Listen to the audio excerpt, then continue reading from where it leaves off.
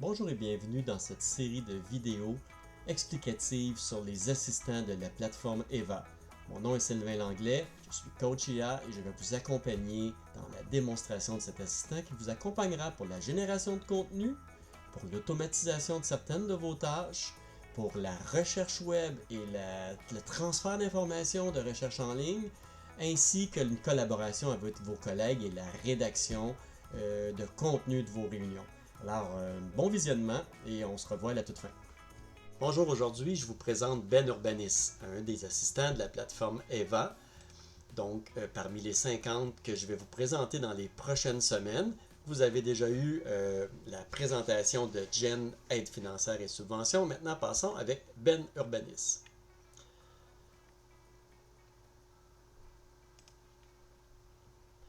Ben Urbanis vous accompagne dans l'interprétation des règlements fédéraux, provinciaux, régionaux de votre MRC et locaux de votre municipalité ou ville, à moins qu'il y ait concordance avec la MRC. Alors, ce que fait Ben, c'est qu'il interprète les règlements. Je vais vous montrer le niveau 1, comment il est formé et entraîné avec les règlements fédéraux et provinciaux qui sont applicables à l'ensemble des municipalités et villes du Québec, à moins de certaines particularités, et les règlements régionaux et locaux, afin qu'ils puissent accompagner les urbanistes, les inspecteurs en bâtiment et urbanisme, et le déployer éventuellement à vos citoyens. Alors, plusieurs bénéfices que vous allez pouvoir découvrir en utilisation de Ben. Des fonctionnalités clés, donc planification stratégique urbaine, interprétation de votre schéma d'aménagement, concordance lors d'une modification de schéma d'aménagement avec l'ensemble des municipalités de votre territoire. C'est des actions que vous pouvez faire avec Ben et il peut aussi vous aider à former les inspecteurs, bien connaître les rôles et responsabilités des membres d'un CCU, etc., etc. Donc, sans plus tarder, allons voir le niveau provincial de Ben Urbanis. Donc, je vais passer par la fenêtre ici et je vais vous amener tout de suite dans l'interface, ce qui se passe en arrière au niveau de notre équipe de développement qui construit les assistants, qui les adapte. Et je ne pourrais pas passer sous silence que depuis le mois dernier, on a décidé de porter à un niveau supérieur la qualité de nos assistants et de les faire certifier. Donc maintenant, on a construit Ben Urbanis depuis septembre 2024 déjà. On a commencé à faire l'intégration de règlements, l'interprétation de règlements, et on n'aurait pas pu réaliser ce projet sans la participation de la MRC de Montmagny qui a été très innovant, qui nous a amené à différents niveaux. Donc, on va voir l'interprétation de la géomatique et maintenant rôle et évaluation municipale. Et la ville de Bécancour qui, depuis l'automne dernier aussi, utilise Ben et qui le teste au quotidien pour nous donner des retours. Et ce qui fait en sorte qu'aujourd'hui, on a un outil qui est déployé dans une vingtaine de municipalités et villes du Québec, dont Ben Urbanis. Au-delà de nos 50 assistants, c'est un des assistants qu'on est très fiers du fait qu'il y a des automatisations, de l'intégration d'MCP, de serveurs intelligents en arrière, et je vous montre ça tout de suite dans les minutes qui viennent.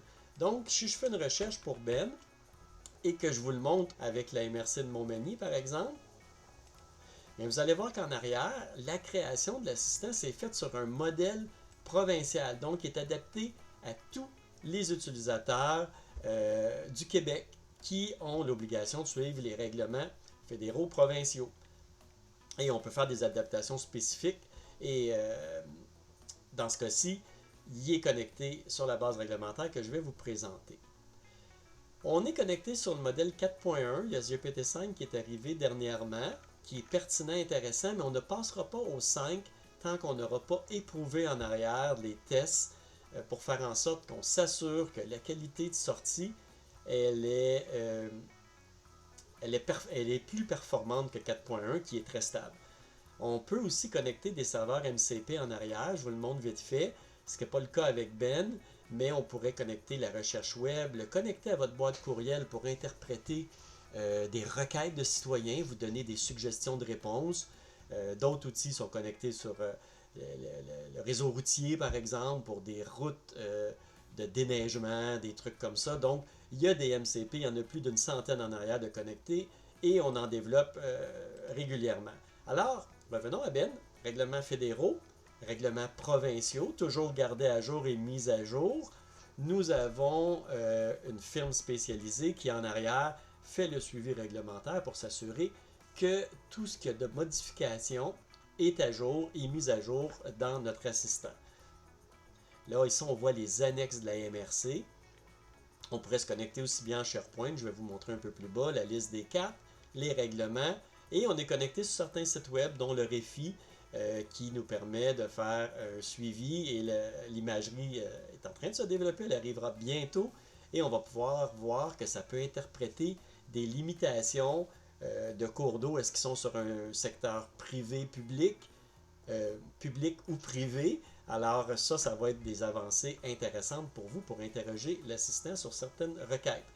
Ajout d'éléments, je vous le montre vite fait, on peut le faire en niveau 2. Niveau 1, c'est nous qui l'interprète.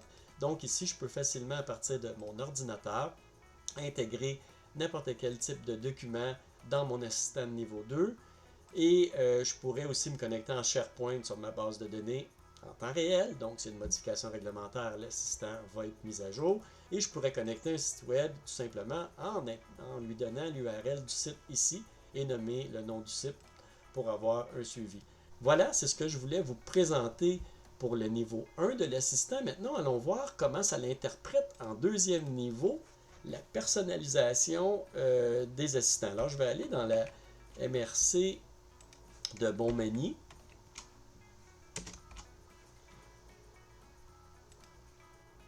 On voit ici la MRC de Montmagny qui dessert l'ensemble des municipalités du territoire en offrant un service d'expert à partir d'urbanistes de la MRC. Donc, on avait commencé par 1 à l'automne, 2, 3, 4. Maintenant, les 10 municipalités ont intégré un assistant Ben urbaniste qui maintenant sont connectés aussi en temps réel à la géomatique. Alors, je vous montre en arrière en niveau 2, niveau que vous contrôlez, qui vous permet d'avoir votre propre autonomie.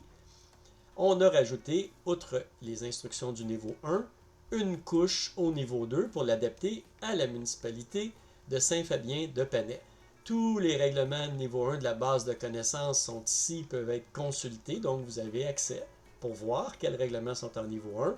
Et localement, nous avons les règlements de la municipalité.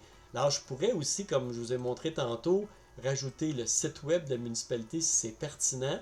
Ben dans le cas où c'est pas pertinent, on ne veut pas surcharger la base de connaissances de l'assistant.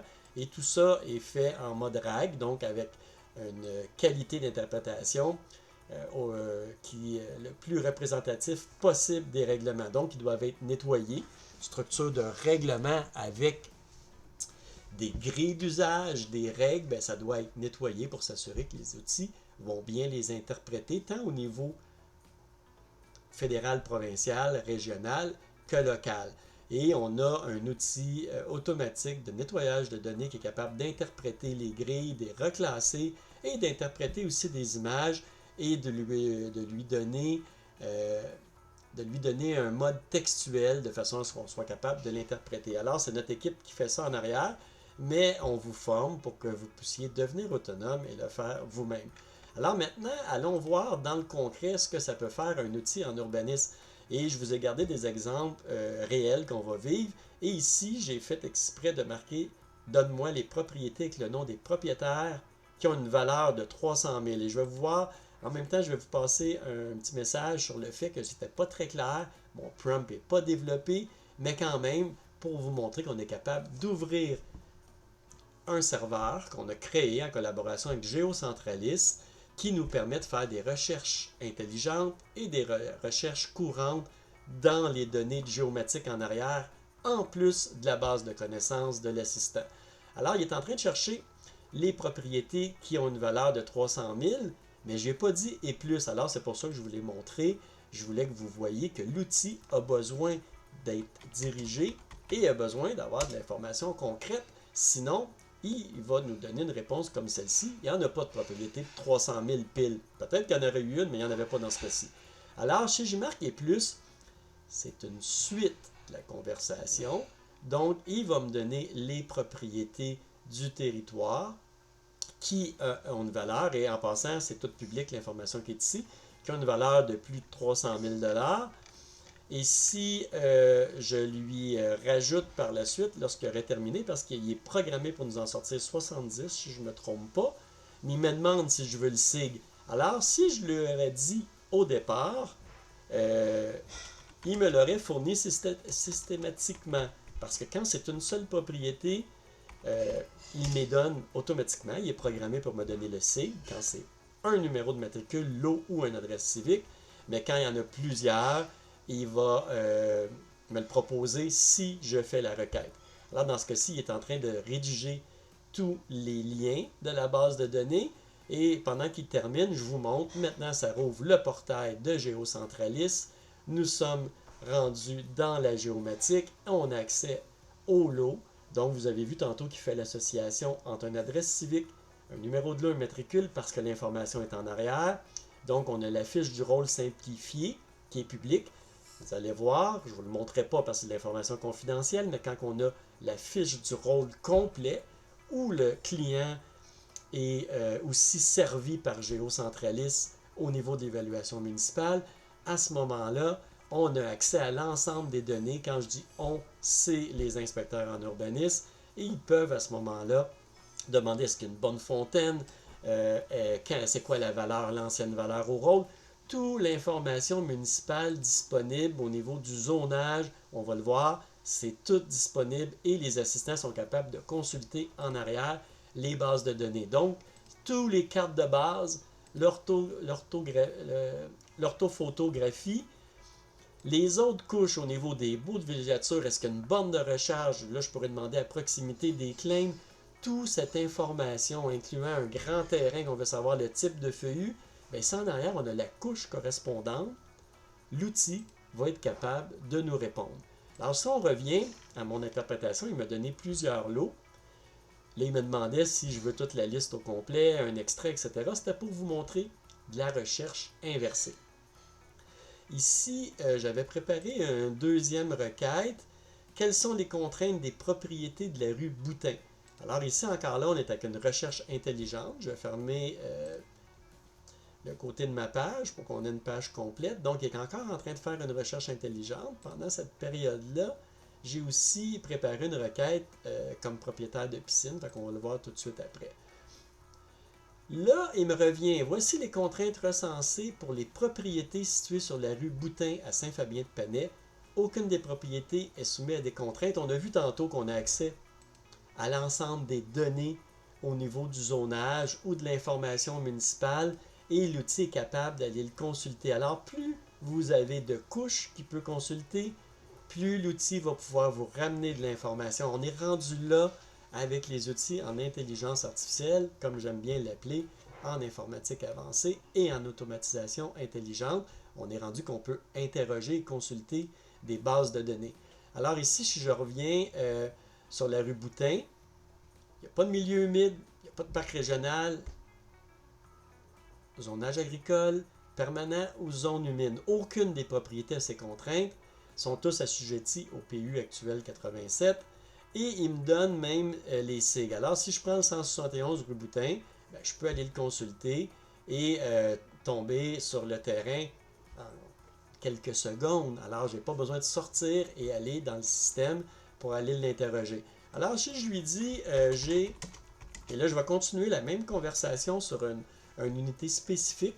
Alors, si ce serait une requête complètement différente, assurément que je souhaiterais débuter une nouvelle conversation ici.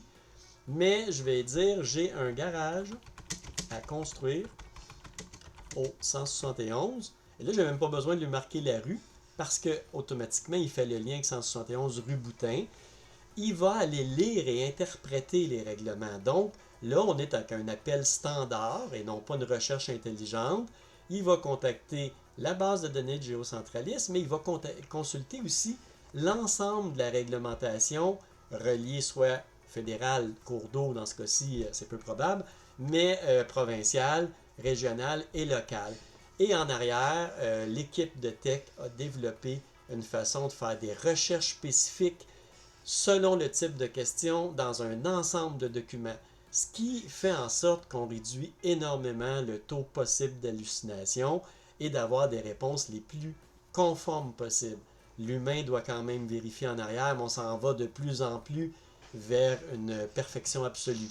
Alors, il me parle du terrain, donc du 171, il a fait l'association, la zone, il me l'a nommé ici, RDM 8, résidentiel de faible à haute densité. Et il va me donner des hyperliens sur l'information. Ici, j'ai l'annexe 3 d'un règlement. Et ici, là, on voit l'annexe. Je pourrais, en un clic, ouvrir le document, donc aller consulter l'ensemble du document, ce qui sécurise l'urbanisme, ou bien lui demander ce qu'on est en train de développer, qui va être prêt dans quelques semaines. On va avoir le paragraphe associé à l'article qui a servi à générer la réponse. Parce que l'IA, ça génère une réponse avec des probabilités d'association de mots, particulièrement de syllabes, de lettres ou de groupes de mots, pour générer une réponse. Donc, dans ce cas-ci, quand je pose une question pour un garage, ce sont des associations de mots qui m'amènent à générer la réponse, en fait l'outil à générer la réponse. Et ici, il me ramène le SIG, donc je pourrais tout simplement retourner sur le SIG de 171 rue Boutin et aller consulter la fiche en un clic, mais j'ai déjà de l'information qui m'aiderait à pouvoir répondre aux citoyens. Je pourrais copier-coller le courriel d'un citoyen dans une conversation et l'outil pourrait me générer une réponse en fonction de la requête du citoyen. L'outil pourrait aussi être déployé sur un site web et interpréter des demandes aussi de citoyens. Alors ça fait pas partie du vidéo d'aujourd'hui, c'est dans le volet déploiement aux citoyens ou aux clients pour les entreprises privées, mais on pourrait le faire. Global IA puis la plateforme EVA a été développée pour le secteur public municipal principalement, du fait que j'ai côtoyé le secteur pendant plusieurs années, donc 5 ans à titre de directeur général. J'ai compris que la complexité administrative reliée à la réglementation pour les petites collectivités et les gens qui ont peu d'expertise, parce qu'aujourd'hui, on peut nommer un DG d'une municipalité sans aucune expertise spécifique en municipal. Il n'y a pas d'obligation pour le moment. Je ne rentrerai pas dans le sujet. Je souhaite que ça le devienne. Alors, ça prend des outils pour vous aider. Ou tu appelles ton aviseur légal quand tu n'es pas certain d'une décision, mais ça peut être contraignant dans le processus décisionnel. Alors, des outils bien développés, spécialisés, avec accès à des bases de connaissances, vont aider les gens à les situer dans le temps, à les amener aux documents qu'ils doivent consulter et à augmenter aussi leur niveau d'apprentissage, parce que c'est très formatif quand on a de l'information comme on voit à l'écran et qu'on doit aller consulter le document et au lieu d'ouvrir une pile de bouquins, ben on a le lien et on a le règlement électronique à consulter et à lire. Alors, si je lui dirais quelles seraient mes démarches pour obtenir un permis. Alors, ça pourrait être un citoyen. On s'entend que l'inspecteur en urbanisme n'aura pas ce type de réponse, mais pour vous donner une idée, et là, j'ai une coquille, mais l'outil, comme je vous ai dit, est capable de faire le lien.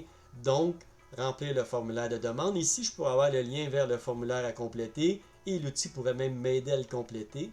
Et il va me donner toutes les informations que j'ai besoin pour passer dans mon processus. On voit ici que c'est le règlement 206. Encore le 206. Toujours le 206. Construction ici, assurément. Oui.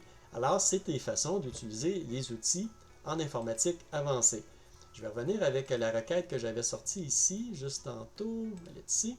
Oui, j'avais commencé à écrire là, quelles sont mes obligations comme propriétaire d'une piscine, c'est d'actualité en ce moment, avec les obligations réglementaires qui nous sont imposées officiellement à partir de septembre.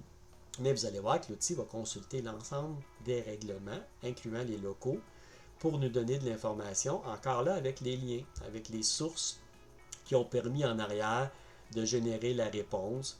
Donc, tout ce que vous connaissez en tant qu'urbanisme, qu'un citoyen ne connaît pas nécessairement. Et on va voir un peu plus bas qui me parle de nouvelles installations à partir du 1er juillet, 2021. Il devait être fait conforme, puis on avait jusqu'au 30 septembre 2025. Et on voit que c'est l'article 10. Et il va me donner le S3102R1 qui a été modifié récemment, qu'on a intégré. Et localement ou régionalement, ou des fois au niveau provincial, il y a des amendes. Donc, il va les donner. Ici, dans ce cas-ci, c'est 7 qui est relié à du provincial, mais la municipalité pourrait être encore plus exigeante et il en ferait part parce qu'il va par décalage, donc qu'est-ce que priorité sur un autre. Alors, c'est ce que je voulais vous montrer sur les outils en IA, principalement sur Ben. Ça va être un peu plus long que prévu.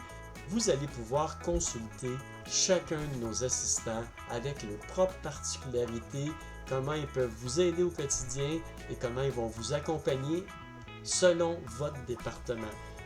La formation est pertinente, donc vous nous appelez, on vous accompagne, on intègre, on vous apprend comment utiliser les outils et vous avez des trucs spécialisés pour vous, spécialisés dans le secteur municipal. Mon nom est Sylvain Langlais, je vous remercie, je vous dis à bientôt.